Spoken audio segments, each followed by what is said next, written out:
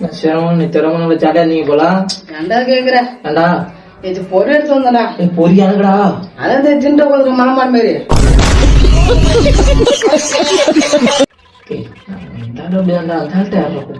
நான் எங்க கொடுத்தேன் நேற்று அவரே கண்டுபிடி புடிங்க தின்றாரா.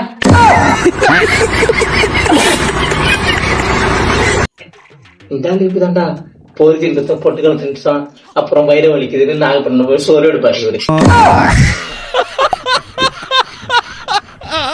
ஏய் இல்ல அவர் சொத்துல ஒரு நாளைக்கு இன்னும் ஒரு நாள் வெத்தா திறம்படுறாங்க. இல்லை என்னதான் அவர் நம்ம சாடுறா அவருக்கு அப்படி பேசாதீங்க.